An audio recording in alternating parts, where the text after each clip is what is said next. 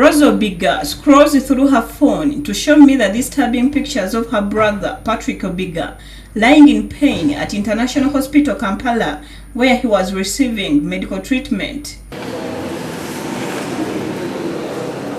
On the 4th of August 2016, Obiga was knocked off his motorcycle by a speeding vehicle on his way home after a long day at work. Having been rushed to IHK unconscious, Obiga was immediately put under intensive care for the neuro-critical care to save his life. Little did the family members know that Obiga's medical bills would grow up to 38 million shillings for the period he was undergoing treatment, which is less than a month. We appreciate the services of IHK, but the part of keeping patients hostage is not welcome. My brother is being kept there. Last night he jumped out of the bed. We as a family say we shall pay the bills. We have not at any point refused to pay the bills. But now we cannot afford the conditions. The conditions are so stringent. According to the family members, Obiga was meant to be discharged last week, but until today he remains incarcerated at the hospital. Reason being that the family has failed to fully clear his huge medical bill of over 38 million shillings, which unfortunately keeps on accumulating. His family has managed to raise 20 million shillings, but until the remaining 18 million shillings is cleared, the hospital has vowed not to release Obiga. Within a month, if we can pay 20 million, now again they want us to pay another 20 million, 20 and plus. Where do we find this money?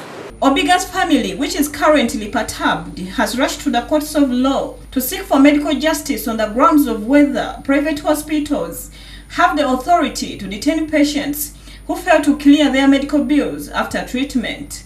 International Hospital Kampala has been sued and served with summons. The communications officer for the International Hospital Kampala, Brenda Narima, admits that they are still holding Obiga until the family makes special commitments to clear the bill. Narima says that in the recent past, IHK has incurred numerous losses because of the defaulting patients. We just want some sort of commitment to say that we will eventually have the bill cleared. We're not expecting them to clear the entire bill. We fully appreciate their position.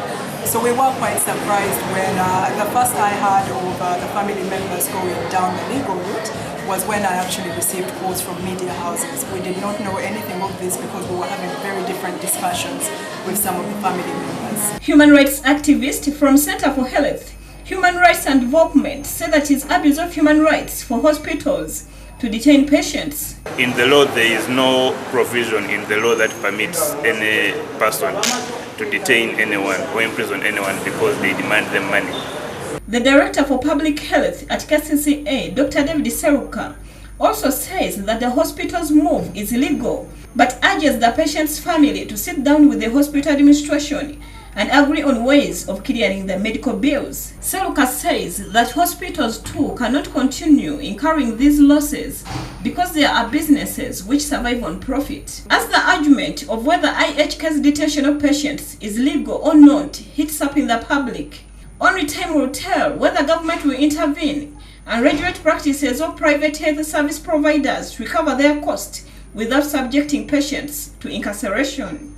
The cost of treating a patient in critical condition, especially emergency cases, usually does not come at the top of the agenda, but rather saving a life comes first.